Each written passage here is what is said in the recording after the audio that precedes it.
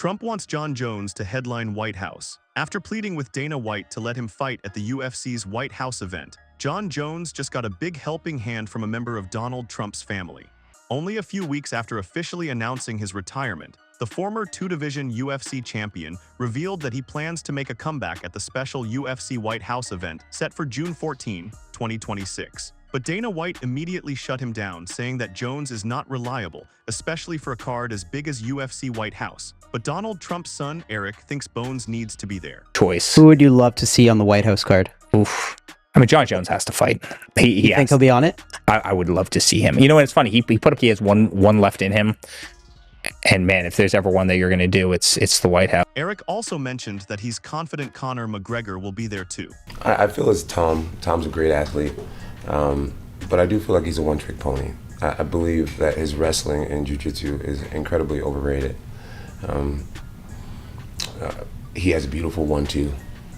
You know, I mean, I got to learn a lot about his patterns in his last fight. Beautiful 1-2.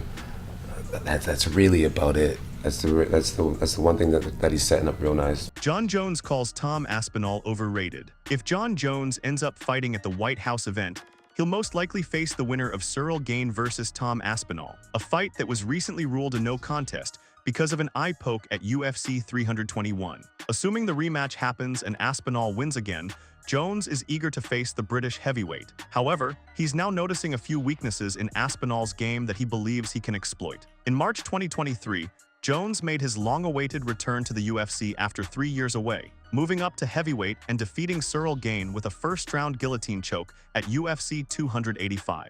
The fight lasted just over 2 minutes, with Jones displaying his grappling skills and sharp fight IQ. When comparing that to Tom Aspinall's version of the matchup, Jones wasn't too impressed.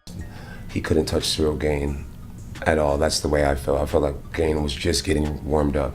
Gane's hands was down. He was shaking his shoulders, bouncing around. He was touching him. He was touching him. That jab too was money. He busted him open. He was so calm. Tom, when Tom gets hurt, it's like he's like immediately incapacitated. Do you agree with Jon Jones that Tom Aspinall is overrated? Mike Perry accuses Mark Zuckerberg of cheating. Bare-knuckle FC star Mike Perry thinks Mark Zuckerberg's Brazilian jiu-jitsu achievements are completely staged. The Meta CEO is a well-known martial arts enthusiast and has been spotted at several major UFC events over the past few years. Most recently, he was seen sitting cageside at UFC 320, where Alex Pereira defeated Magomed Ankalaev in their rematch. Along with being a passionate fan, Mark Zuckerberg actively trains in martial arts and has shown real skill in Brazilian jiu-jitsu. Over the past 2 years, he's even won multiple BJJ tournaments, earning praise from big names like Joe Rogan and Dana White. However, Zuckerberg's tournament wins have sparked plenty of debate online. For example, bare-knuckle FC star Mike Perry openly dismissed Zuckerberg's BJJ accomplishments and took aim at the legitimacy of his blue belt. He said, "The whole tournament which Zuck won was paid for by him. If Derek Moneyberg was worth $60 million, Zuckerberg's worth 200 times that. You think he didn't buy that Naga competition, buddy?" What do you make of Mike Perry's comments? Dana White names his welterweight GOATs. Dana White has made it clear he's standing firm on his belief on who is the greatest welterweight in MMA history. The UFC CEO has been saying this for years, and he recently doubled down, even challenging anyone to name a better 170-pound fighter. He brought up his GOAT during an appearance on the Pound for Pound podcast, during which Dana and Kamaru shared a lighthearted moment when they joked about an old comment that once irritated White. Usman had famously said after his fight with Emil Weber Meek that he was only fighting at 30%, a remark that still sticks in Dana's memory. You heard all the things that I said about you with your 30% comment, and now I'm sitting here today, and I'll fucking, whoever wants to debate it with me, that you're the greatest welterweight of all time. Thank you. I appreciate that. Even though Dana White usually isn't the biggest fan of wrestlers, he seems to have a real soft spot for Kamaru Usman, and there's another wrestler he's been keeping a close eye on as well. Dana White keeping eyes on Gable Steveson. Dana White is very optimistic about Gable Steveson's future in the UFC, especially since he's being mentored by Jon Jones. Steveson, who's currently 1-0 as a professional fighter, may be new to MMA, but his elite wrestling background has already put him on the UFC's radar. Olympic gold medalist Gable Steveson has been seen recently training with Jon Jones and said himself he plans on joining the UFC. Is that someone you're interested in seeing? So the question, what did he? Gable Steveson and Jon Jones. Been training with Jon Jones, and he wants to come to UFC. Jon Jones is training. Holy shit! That's news to me. Was he on the reality show in Thailand or something? I have no idea, sir. Well, I don't know. Yeah. At just 25 years old, he's an Olympic gold medalist with a long list of college wrestling achievements. Now that he's fully focused on fighting, it's clear the UFC brass is paying close attention, he said. When you have somebody that's a physical freak, an incredible athlete, and a guy who has competed at the highest level, and then they start transitioning into a combat sport like this, it's very interesting. We're definitely keeping our eyes on him, and we'll see how this plays out. Think about this, Brock Lesnar came over here from the WWE, but he was such a strong wrestler, he was able to win the title. Now you got a guy like this with his wrestling background, who's actually working his way up in the smaller leagues, getting some experience, and then eventually he'll end up here and we'll find out what he's capable of doing. Will Gable Steveson be a success in the UFC? Gervonta Davis' team blames Jake Paul for fight cancellation. Coach Kenny Ellis has pointed the finger at Jake Paul for the cancellation of Gervonta Davis's upcoming fight, a claim he made in a social media post that's since been deleted. The boxing world was hit with disappointment earlier this month when one of the year's most anticipated matchups, Jake Paul versus Gervonta Davis, was officially called off. Paul tweeted, Jake Paul said Gervonta Davis is an actual walking human piece of garbage. Working with him is an absolute nightmare. The unprofessionalism, the bizarre requests, the showing up hours late to shoots, the numerous arrests and related accusations and lawsuits. If you support this man, you support the most vile sin a man can commit. Paul's camp said the cancellation was due to Davis's ongoing legal issues, including fresh domestic violence allegations, which made it impossible for the fight to move forward. Paul is now searching for a new opponent, with names like former UFC heavyweight champion Junior Dos Santos reportedly being considered for a rescheduled date and venue. Meanwhile, Davis faces a serious civil lawsuit tied to multiple domestic violence claims. He pulled up to Tootsie's and up a girl, dragged her through the parking lot, and in the face, and it's like, bro. Okay. Like, wait, but how do you know that happened? It's a lawsuit. Miami-Dade is coming. There's video, like everything, bro. He did this public. Like, you have to understand, this guy was sober, dry. Tank isn't used to being the B-side of a fight. B-side, so everybody's working around his schedule, and now when you the A-side, you get to dictate things, you pick who you want, blah, blah, blah. Maybe he's not used to being the B-side. And he's still trying to act like the A-side. Netflix don't give a fuck, MVP Promotions don't give a fuck. Yeah, that's a great point. That could be it too. And while many fans have blamed him for the fight's collapse, his coach insists it was Jake Paul's actions that caused the event to fall apart. In a now-deleted Instagram post, Ellis said, "Netflix did not pull the fight, so don't blame the Gervonta Davis accusations. Jake Paul has a far worse track record. He backed out. He said he was scared out of his own mouth. 2 weeks from the fight, Jake's contract weight is 195 pounds. I bet he's nowhere near fight weight. So many games are being played." Michael Bisping and Belal Muhammad give their thoughts on Islam Makhachev versus Della Maddalena. Michael Bisping believes the upcoming fight between Della Maddalena and Islam Makhachev will be a lot more competitive than the betting odds imply.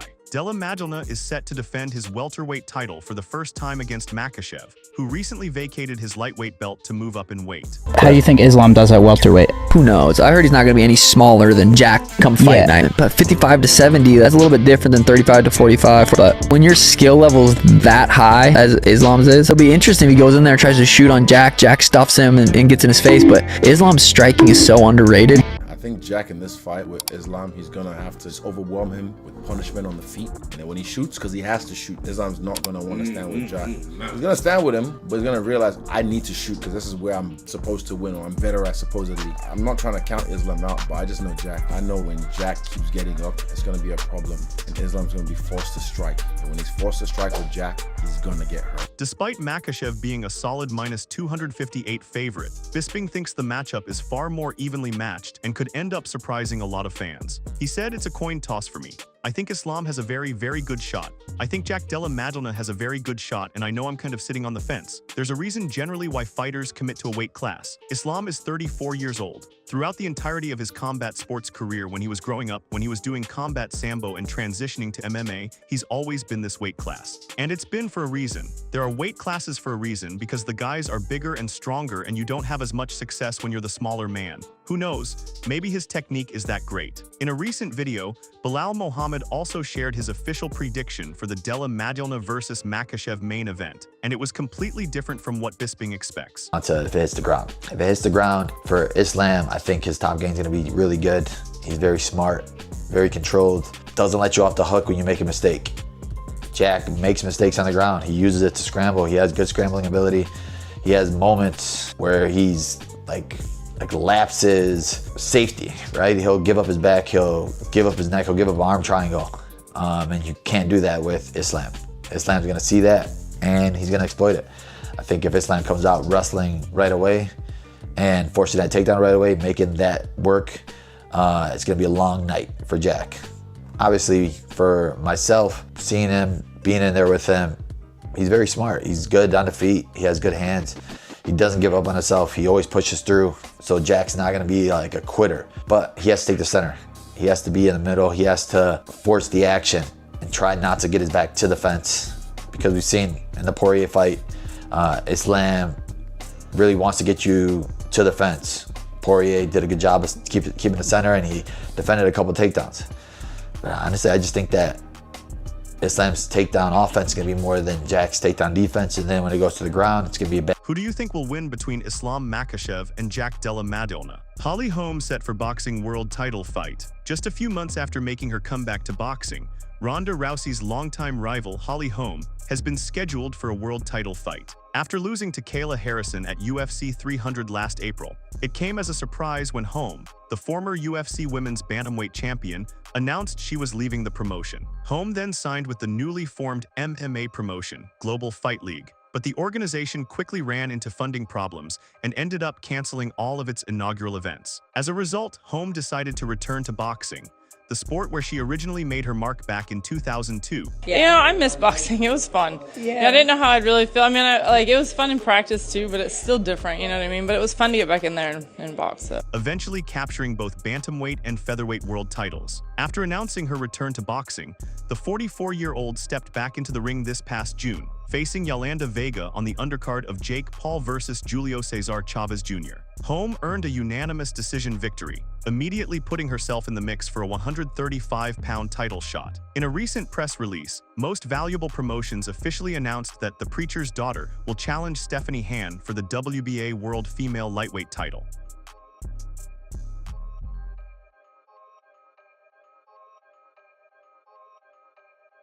Han claimed the vacant belt in February with a first-round knockout of Hannah Turlep and successfully defended it in August against Paulina Angel. The fight is scheduled for January 3, 2026 at Coliseo Roberto Clemente in San Juan, Puerto Rico. Michael Chandler gives his thoughts on Conor McGregor feud. Michael Chandler has finally opened up about his much-talked-about feud with Conor McGregor, and according to him, it's not what fans think. The two went head-to-head as rival coaches on The Ultimate Fighter Season 31, with a fight between the two imminent. The UFC even booked them to headline UFC 303, a dream matchup that had fans buzzing worldwide. January 24th is my wife and I's anniversary, and it just so happens to be a Saturday. So I was like, that seems like let's throw that out there. Let's throw that out there. Let's speak it into existence. January, the turn of the new year, probably a new some kind of new TV deal that these guys are working on. I don't know if you got some inside information, but I'm sure they're working on something. I get asked about it in over almost every single interview, and rightfully so. The Conor Chandler thing just stays alive. But when McGregor pulled out due to injury, the fight collapsed, leaving Chandler's long-awaited shot at the Notorious in limbo. Months later, Chandler finally made his return at UFC 309 in a rematch with Charles Oliveira instead. Naturally, the MMA world assumed he was furious at McGregor, especially after years of teasing, canceled dates, and Conor's unpredictable comebacks. But Chandler recently told Heavy Sports that there's no bitterness whatsoever. He said, "My interactions with Conor McGregor were pretty cordial. Obviously, he does a good job for the cameras, so to speak. And when the cameras are off, he's a little bit more normal, a little less confrontational. But I think there's just a huge level of respect between Conor and I. You don't have to hate somebody to go out there and finish them in a fight. Conor and I have a lot of respect for each other, and I think that's why you're seeing this fight stay alive." Why we're talking about this fight at the White House? Well, Chandler versus McGregor finally happened at the White House. So those were all the big stories from today. If you've got any thoughts or opinions about what went down, drop them in the comments below,